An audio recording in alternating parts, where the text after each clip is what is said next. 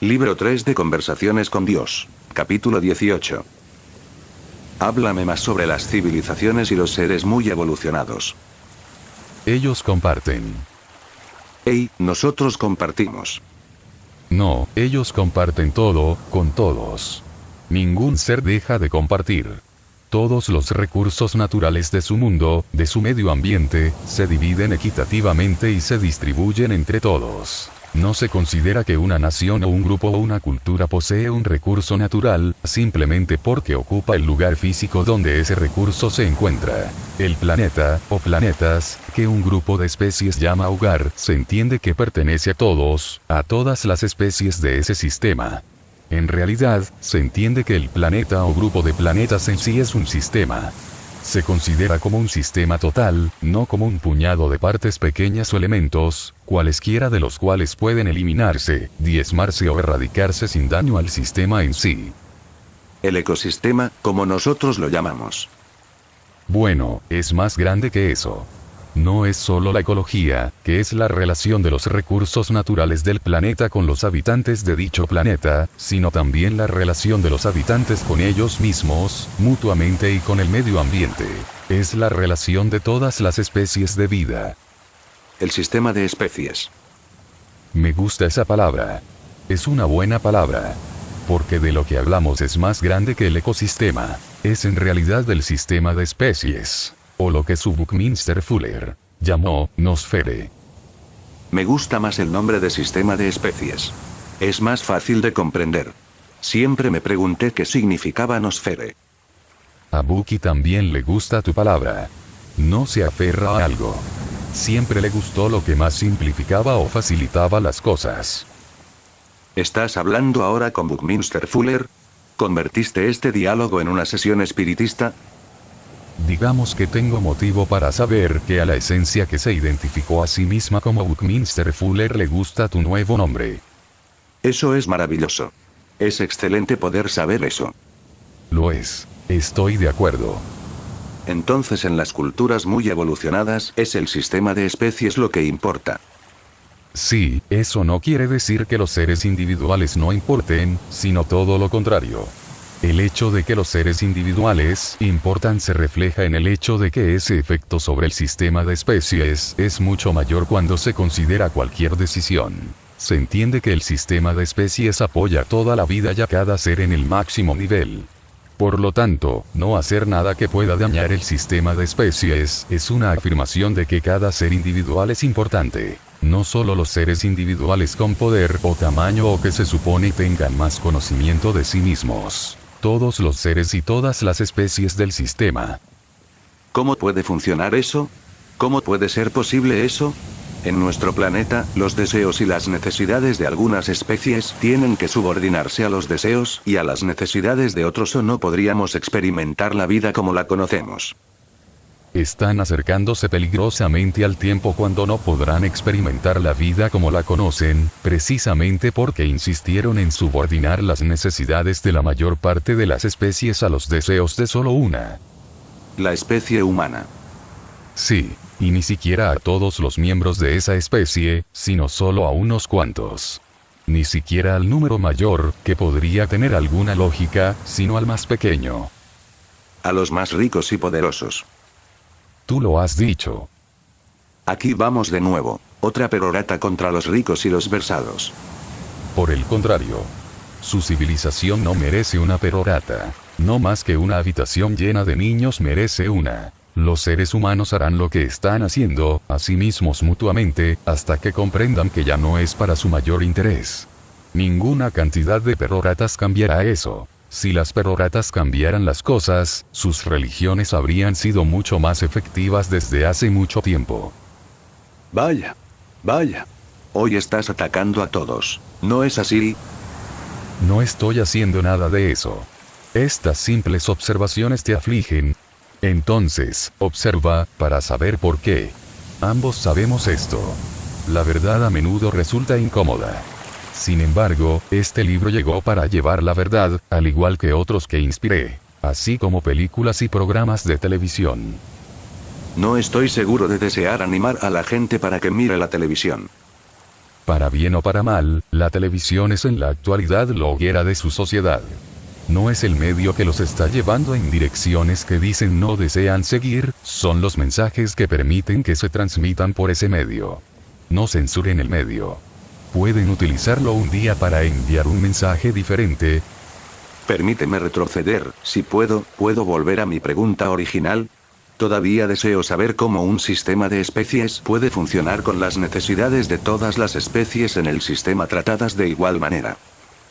Todas las necesidades se tratan de igual manera, pero las necesidades en sí no son iguales. Es una cuestión de proporción y de equilibrio. Los seres muy evolucionados comprenden plenamente que todas las cosas vivientes dentro de lo que hemos elegido aquí llamar sistema de especies tienen necesidades que deben satisfacerse, si las formas físicas que crean y mantienen el sistema van a sobrevivir. Entienden también que no todas estas necesidades son las mismas o iguales, en términos de las demandas que hacen al sistema. Vamos a utilizar tu propio sistema de especies como ejemplo. ¿De acuerdo? Vamos a utilizar las dos especies vivientes que ustedes llaman árboles, y seres humanos. Estoy contigo. Es evidente que los árboles no requieren tanto mantenimiento cotidiano como los seres humanos. Por lo tanto, sus necesidades no son iguales. No obstante, están interrelacionados. Esto es, una especie depende de la otra. Deben prestar tanta atención a las necesidades de los árboles, como a las necesidades de los seres humanos. Mas las necesidades en sí son tan grandes.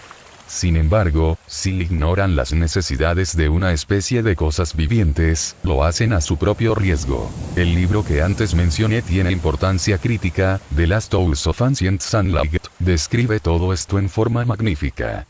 Dice que los árboles toman el dióxido de carbono de su atmósfera, utilizando la porción de carbono de este gas atmosférico para formar carbohidratos, esto es, para crecer. Casi todo lo que compone una planta, incluyendo la raíz, el tallo, las hojas e incluso los frutos que da el árbol, son carbohidratos. Mientras tanto, el árbol libera la porción de oxígeno de este gas. Es el desperdicio del árbol. Por otra parte, los seres humanos necesitan el oxígeno para sobrevivir. Sin árboles que convirtieran el dióxido de carbono, que abunda en su atmósfera, en oxígeno, que no abunda, ustedes, como especie, no podrían sobrevivir. A su vez, ustedes exhalan, dióxido de carbono, que el árbol necesita para sobrevivir. ¿Ves el equilibrio? Por supuesto. Es ingenioso. Gracias. Ahora, por favor, dejen de destruirlo. Oh, vamos. Plantamos 2 árboles por cada árbol que cortamos.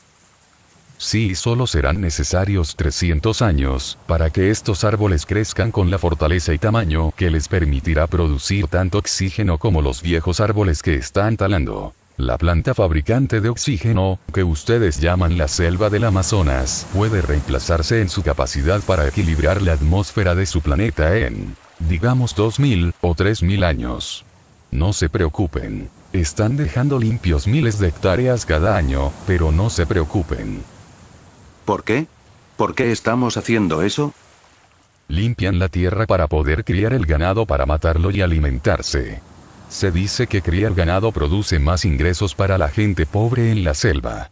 Por lo tanto, se proclama que todo esto es para hacer productiva la tierra. En las civilizaciones muy evolucionadas, no se considera productivo erosionar el sistema de especies, sino destructivo. Las SME encontraron una forma para equilibrar las necesidades totales del sistema de especies. Eligieron hacer esto, en lugar de satisfacer los deseos de una porción pequeña del sistema, porque comprenden que ninguna especie dentro del sistema puede sobrevivir, si el sistema en sí se destruye.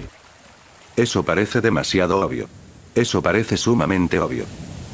Lo obvio de esto puede ser incluso más doloroso en la Tierra en años futuros, si su llamada especie dominante no despierta. Lo comprendo. Lo comprendo bien. Deseo hacer algo al respecto, pero me siento impotente. A veces me siento muy impotente. ¿Qué puedo hacer para lograr un cambio? No hay nada que tengas que hacer, pero hay mucho que puedes ser. Ayúdame con esto. Los seres humanos han tratado de solucionar los problemas en el nivel de hacer, durante mucho tiempo, sin mucho éxito. Esto es porque el verdadero cambio siempre se efectúa en el nivel de ser, no en el de hacer. De acuerdo, han hecho algunos descubrimientos y han avanzado sus tecnologías y, por lo tanto, de alguna manera, han facilitado sus vidas, pero no está claro si las mejoraron. En los asuntos mayores del principio, han logrado un progreso muy lento. Están enfrentando muchos de los mismos problemas de principio que han enfrentado durante siglos en su planeta. Su idea de que la Tierra existe para la explotación de la especie dominante es un buen ejemplo. Es evidente que no cambiarán lo que están haciendo, hasta que cambien cómo están siendo. Tiene que cambiar su idea acerca de quiénes son en relación con su medio ambiente y todo lo que hay en este, antes de que puedan actuar en forma diferente. Es una cuestión de conciencia. Tienen que aumentar su conciencia, antes de poder cambiar la conciencia. ¿Cómo podemos hacer eso? Ya no se queden callados respecto a todo esto. Hablen. Hagan un alboroto. Traten los temas. Incluso, pueden crear una conciencia colectiva. Por ejemplo, solo sobre un tema. ¿Por qué no cosechar cáñamo para utilizarlo para fabricar papel? ¿Tienen idea de cuántos árboles se necesitan solo para proporcionar a su mundo los periódicos cotidianos? Eso, sin mencionar los vasos de cartón, los cartones para empaque y las toallas de papel.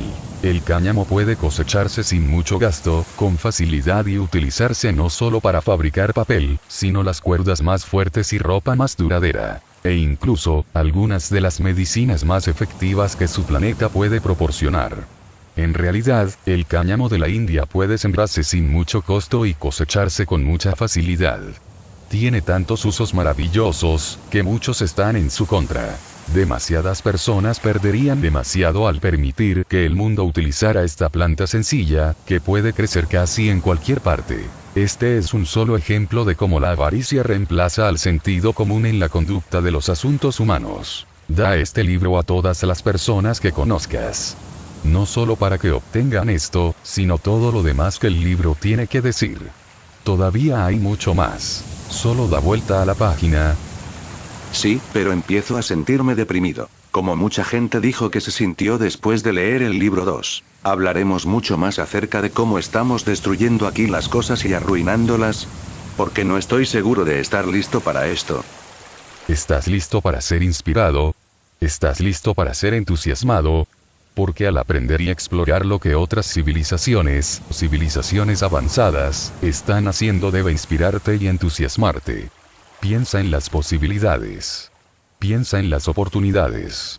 Piensa en los mañanas dorados que están muy cerca. Si despertamos. Despertarán. Están despertando. El paradigma está cambiando. El mundo está cambiando. Está sucediendo justamente ante tus ojos. Este libro es parte de eso. Tú eres parte de eso. Recuerda que están en la habitación para sanar la habitación. Están en el espacio para sanar el espacio. No hay otro motivo para que estén aquí. No te des por vencido. No te des por vencido. La mayor aventura acaba de empezar. De acuerdo. Elijo ser inspirado por el ejemplo y la sabiduría de los seres muy evolucionados. No sentirme desalentado por esto. Bien. Esa es la elección sabia, dado donde dicen que desean llegar como especie. Puedes recordar muchas cosas al observar a estos seres. Los SME viven en unidad y con un sentido profundo de interrelación. Sus comportamientos los crean sus pensamientos respaldados, lo que ustedes llamarían los principios guía básicos de su sociedad. Los comportamientos de ustedes los crean también sus pensamientos respaldados o los principios guía básicos de su sociedad. ¿Cuáles son los principios guía básicos de una sociedad de SME? Su primer principio guía es: todos somos uno. Cada decisión, cada elección, todo lo que ustedes llamarían moral y ética, se basa en este principio. El segundo principio guía es: todo en la unidad está interrelacionado. Bajo este principio, ningún miembro de una especie podría quitar o quitaría algo a otro simplemente porque él lo tuvo primero, o porque es su posesión, o porque escasea.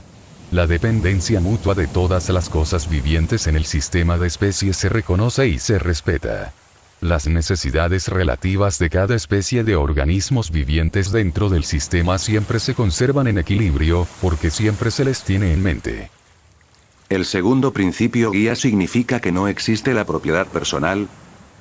No como ustedes la comprenden. Un SME experimenta la propiedad personal en el sentido de tener responsabilidad personal por todo lo que está a su cuidado.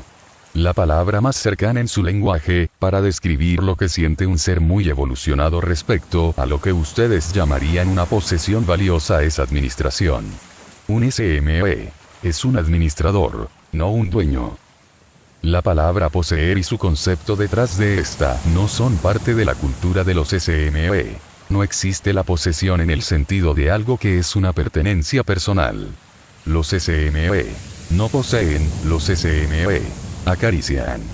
Esto es, abrazan, aman, y se interesan por las cosas, pero no las poseen. Los seres humanos poseen, los SME acarician. En su lenguaje, así es como podría describirse la diferencia. Al principio de su historia, los seres humanos sintieron que tenían el derecho de poseer personalmente todo sobre lo que ponían sus manos. Esto incluía esposas y niños, la tierra y la riqueza de la tierra. La materia y toda materia que su materia podía proporcionarles era también de ellos. Gran parte de esta creencia todavía se considera como verdadera en la actualidad en la sociedad humana. Los humanos se obsesionaron con este concepto de la propiedad. Los SME, que observaron esto desde lejos, lo llamaron su obsesión de posesión.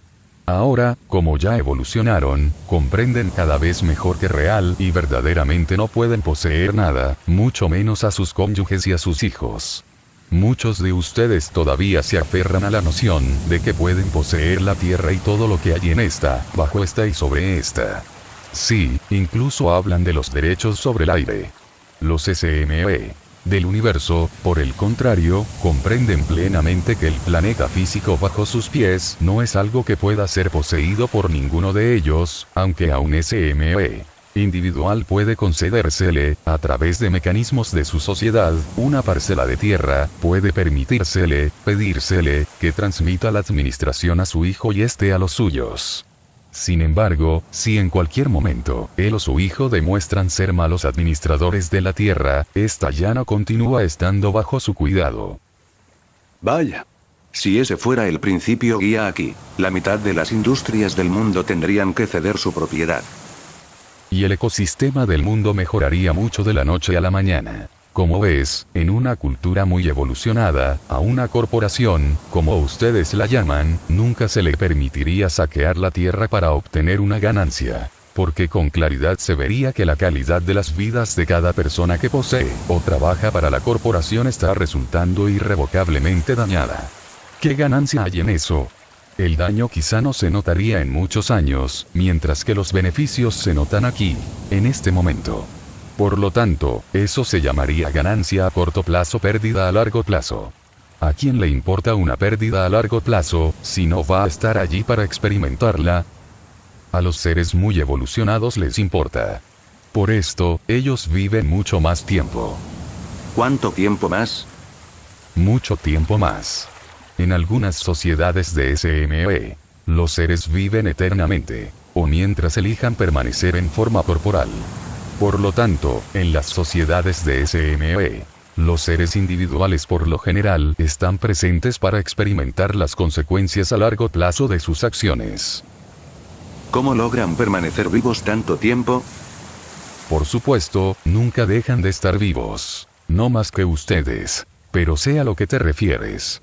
¿Te refieres con el cuerpo? Sí.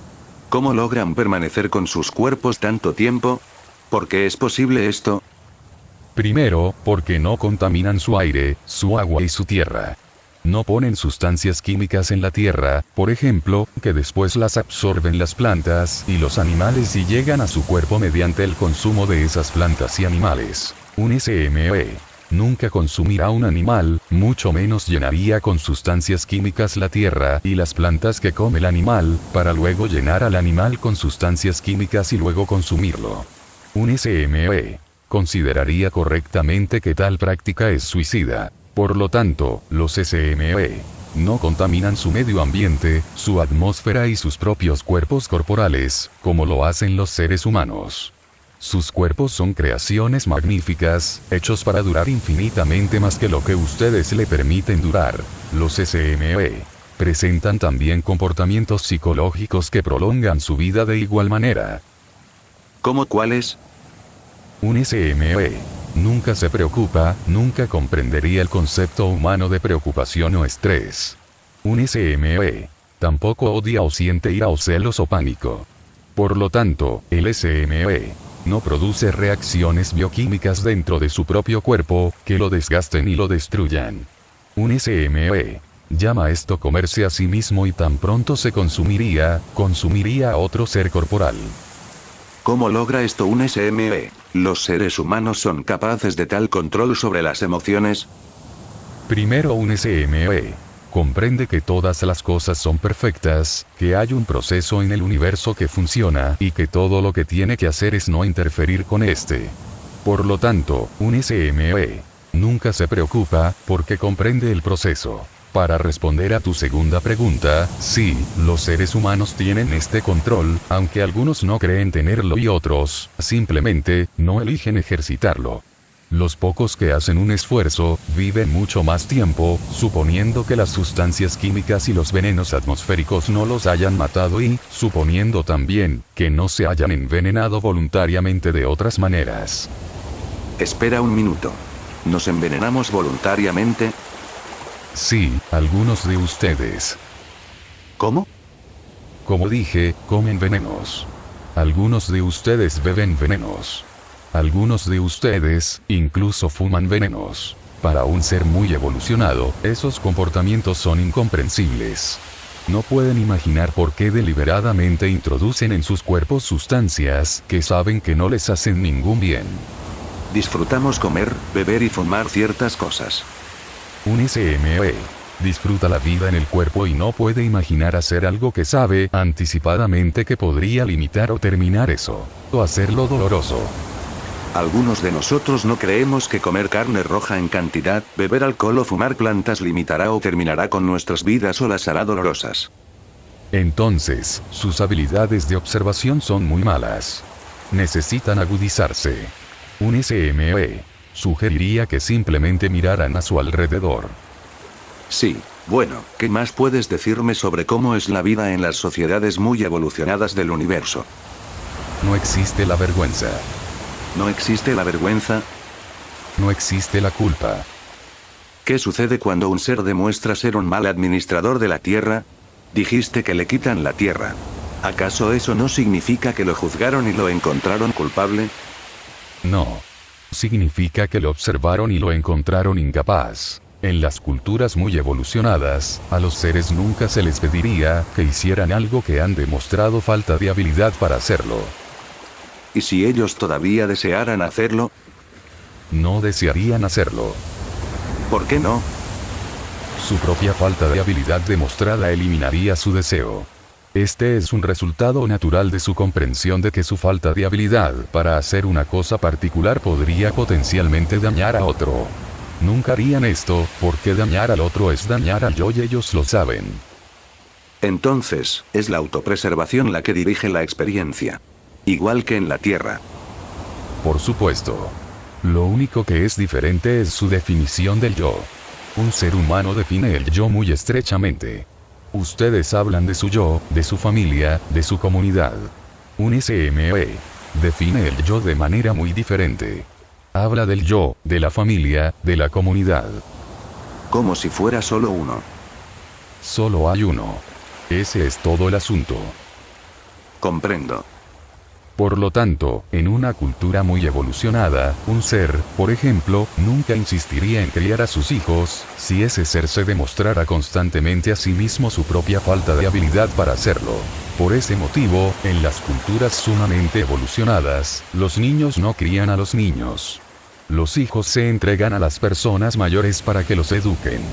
Esto no significa que a los recién nacidos se les separe de aquellos que les dieron la vida. Se les quiten de los brazos y se entreguen a personas extrañas para que los críen.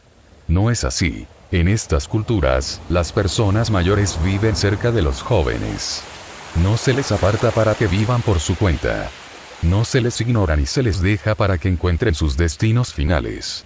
Se les honra, se les respeta y se les mantiene cerca, como parte de una comunidad amorosa, cariñosa y vibrante. Cuando llega un recién nacido, las personas mayores están allí, muy en el fondo del corazón de esa comunidad y de esa familia, y el hecho de que crían a los niños es tan orgánicamente correcto como lo es en su sociedad que los padres hagan esto. La diferencia es que, aunque ellos siempre saben quiénes son sus padres, el término más cercano en su lenguaje sería dadores de vida, a estos niños no se les pide que aprendan lo básico de la vida de seres que todavía están aprendiendo lo básico de la vida. En las sociedades de SME, las personas mayores organizan y supervisan el proceso de aprendizaje, así como la casa, la alimentación y el cuidado de los niños. A los niños se les educa en un ambiente de sabiduría y amor, de gran paciencia y de comprensión profunda. Los jóvenes que les dieron la vida por lo general están fuera, en alguna parte, enfrentando los desafíos y experimentando las alegrías de sus propias vidas jóvenes. Pueden pasar todo el tiempo que deseen con sus hijos. Incluso, pueden vivir en la casa de los mayores con los niños, para estar allí con ellos en un ambiente de hogar y para que ellos los experimenten como parte de este. Es una experiencia muy unificada e integrada. Sin embargo, son las personas mayores quienes se encargan de la educación, quienes se responsabilizan. Es un honor, porque en las personas mayores recae la responsabilidad del futuro de toda la especie. En las sociedades de SME, se reconoce que esto es más de lo que debería pedírseles a los jóvenes. Ya hablé sobre esto anteriormente, cuando hablamos sobre cómo educan ustedes a los hijos en su planeta y cómo deberían cambiar eso. Sí. Gracias por darme una explicación más amplia sobre esto y sobre cómo podría funcionar. Volviendo a lo anterior, un SME no siente culpa ni vergüenza, sin importar lo que haga. No, porque la culpa y la vergüenza son algo que se impone a un ser desde afuera de sí mismo. No hay duda de que puede internalizarse, pero inicialmente se le impone desde el exterior. Siempre.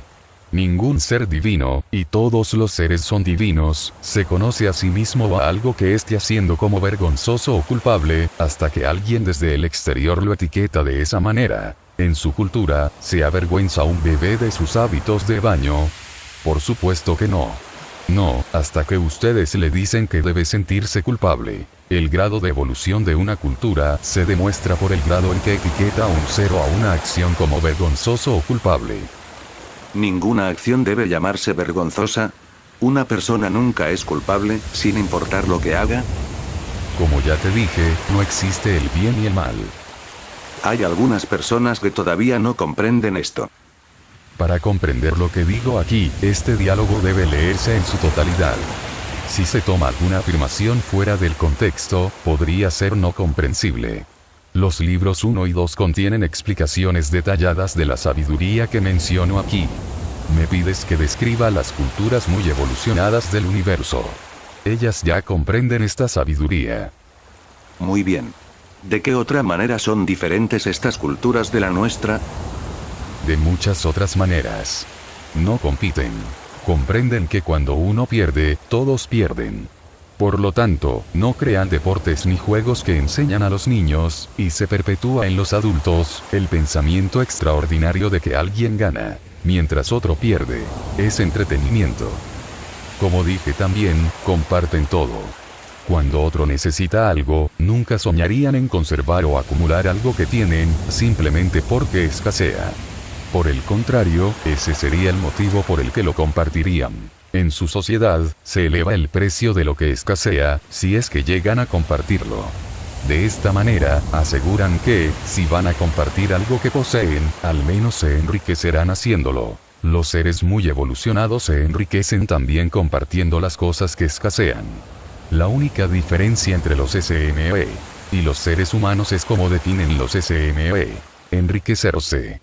Un SME se siente enriquecido al compartir todo libremente, sin necesidad de tener una ganancia. En realidad, esta sensación es la ganancia. Hay varios principios guía de su cultura, que producen sus comportamientos. Como dije anteriormente, uno de los más básicos es: La supervivencia del más apto. Este podría llamarse su segundo principio guía. Abarca todo lo que su sociedad ha creado. Su economía, su política, sus religiones, su educación y sus estructuras sociales. Sin embargo, para un ser muy evolucionado, el principio en sí es un oxímoron. Es autocontradictorio. Puesto que el primer principio guía de un SME es todos somos uno, el uno no está apto, hasta que el todo esté apto. Por lo tanto, la supervivencia del más apto es imposible, o lo único que es posible y, por lo tanto, una contradicción, puesto que el más apto no es apto hasta que lo es. ¿Me sigues en esto? Sí. Lo llamamos comunismo. En su planeta, han rechazado de antemano cualquier sistema que no permita el avance de un ser a expensas de otro. Si un sistema de gobierno o económico requiere un intento de distribución equitativa, para todos, de los beneficios creados por todos, con los recursos que pertenecen a todos, dicen que ese sistema de gobierno viola el orden natural. No obstante, en las culturas muy evolucionadas, el orden natural es compartir equitativamente. Incluso si una persona o grupo no hizo nada para merecerlo, incluso si no ha habido contribución para el bien común, incluso si son malos. El bien común es la vida. Si estás vivo, estás contribuyendo al bien común. Es muy difícil que un espíritu esté en forma física. Aceptar tomar dicha forma es, en cierto sentido, un gran sacrificio, aunque un sacrificio necesario e incluso disfrutable, si el todo desea conocerse experimentalmente y recrearse de nuevo en la siguiente versión grandiosa de la visión más grande que haya tenido acerca de quién es. Es importante comprender por qué vinimos aquí. ¿Vinimos? Las almas que forman la colectividad. No comprendo. Como ya expliqué, solo hay un alma, un ser, una esencia. Algunos de ustedes llaman a esto Dios. Esta esencia única se individualiza como todo en el universo. En otras palabras, todo lo que es. Esto incluye a todos los seres sensibles, o lo que ustedes han elegido llamar almas. Entonces, ¿Dios es cada alma que es? Cada alma que es ahora, que ha sido y que será. Entonces, ¿Dios es una colectividad? Esa es la palabra que elijo, porque se acerca más en su lenguaje para describir cómo son las cosas. Ningún ser imponente, sino una colectividad. No tiene que ser una cosa o la otra. Piensa fuera del contexto.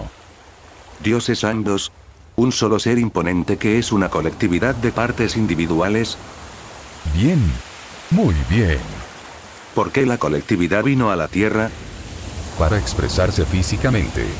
Para conocerse en su propia experiencia. Para ser Dios. Como ya lo expliqué con detalle en el libro 1. ¿Nos creaste para que fuéramos tú? Así lo hicimos en realidad. Exactamente, por eso fueron creados. ¿Y los seres humanos fueron creados por una colectividad? Su propia Biblia decía, vamos a crear al hombre a nuestra imagen y semejanza. Antes de que se cambiara la traducción. La vida es el proceso a través del cual Dios se crea a sí mismo y luego experimenta la creación. Este proceso de creación es continuo y eterno. Está sucediendo todo el tiempo. La relatividad y la condición física son las herramientas con las que Dios trabaja. Pura energía, lo que ustedes llaman espíritu, es lo que Dios es. Esta esencia es realmente el Espíritu Santo, mediante un proceso a través del cual la energía se convierte en materia. El espíritu se encarna en forma física. Esto se logra cuando la energía disminuye literalmente, cambiando su oscilación o lo que ustedes llamarían vibración. Eso que es todo hace esto en partes. Esto es, partes del todo hacen esto. Estas individualizaciones del espíritu son lo que han elegido llamar almas. En realidad, solo hay un alma, que toma nuevas formas y se reforma a sí misma. Esto podría llamarse la reformación. Todos ustedes son dioses en formación. Información de Dios. Esa es su contribución y es suficiente para sí misma. Para expresarlo simplemente, al tomar la forma física, ustedes ya hicieron bastante. Ni deseo ni necesito nada más. Han contribuido al bien común. Han hecho posible que eso que es común, el único elemento común, experimente eso que es bueno.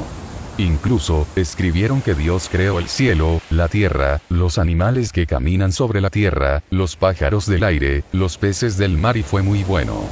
El bien no pudo existir experimentalmente sin su opuesto. Por lo tanto, también crearon el mal, que es el movimiento hacia atrás o la dirección opuesta del bien. Es lo opuesto a la vida y, por eso, crearon lo que llaman muerte. No obstante, la muerte no existe en la realidad final, sino que simplemente es una maquinación, una invención, una experiencia imaginada, a través de la cual la vida es más valiosa para ustedes. Así, el mal, evil, es la vida, live, deletreada hacia atrás. Son muy listos con el idioma. Encerraron sus sabidurías secretas, que ni siquiera saben que están allí. Cuando comprendan esta cosmología total, entenderán la gran verdad. Entonces, nunca podrían exigir a otro ser que diera algo a cambio de que compartieran con él los recursos y las necesidades de la vida física. A pesar de que eso es hermoso, todavía hay personas que lo llamarían comunismo. Si desean hacerlo, que así sea. Te diré esto. Hasta que tu comunidad de seres sepa acerca de estar en comunidad, nunca experimentarán la sagrada comunión y no podrán saber quién soy. Las culturas muy evolucionadas del universo comprenden plenamente todo lo que aquí he explicado. En esas culturas, no sería posible dejar de compartir. Tampoco sería posible pensar en cobrar precios cada vez más exorbitantes, mientras más escaseara un producto. Solo las sociedades sumamente primitivas harían esto. Solo los seres muy primitivos verían escasez de lo que se necesita comúnmente, como una oportunidad para obtener mayores ganancias. La oferta y la demanda no dirige el sistema de los SME. Esto es parte de un sistema que los humanos aseguran contribuye a su calidad de vida y al bien común. Sin embargo, desde el punto ventajoso de un ser muy evolucionado, su sistema viola el bien común, porque no permite eso que es bueno que se experimente en común. Otro aspecto notable y fascinante de las culturas muy evolucionadas, es que dentro de ellas no hay palabra ni sonido, ni ninguna forma para comunicar el concepto de tuyo y mío. Las posesiones personales no existen en su lenguaje y, si se hablara en lenguas terrenales, solo se podrían utilizar los artículos para describir las cosas. Al emplear esa regla convencional, mi coche se diría el coche con el que ahora estoy. Mi pareja o mis hijos se diría la pareja o los hijos con los que ahora estoy. El término con los que ahora o en la presencia de, es lo más cercano a sus idiomas para describir lo que ustedes llamarían propiedad o posesión. Eso en lo que están en presencia de, se convierte en el regalo. Estos son los verdaderos regalos de la vida. Así, en el lenguaje de las culturas muy evolucionadas, no podríamos hablar en términos de mi vida, sino que solo podríamos comunicar la vida en presencia de la cual estoy. Esto es algo semejante a cuando ustedes hablan de estar en la presencia de Dios. Cuando están en la presencia de Dios, que están siempre que están en la presencia mutua, nunca pensarían en ocultar de Dios eso que es de Dios, esto significa cualquier parte de eso que es. Compartirían natural y equitativamente eso que es de Dios con cualquier parte de eso que es de Dios. Esta es la comprensión espiritual que apuntala todas las estructuras sociales, políticas, económicas y religiosas de todas las culturas muy evolucionadas. Esta es la cosmología de toda la vida, y simplemente el no observar esta cosmología, comprenderla y vivir dentro de ella, crea toda la discordia de su experiencia en la Tierra.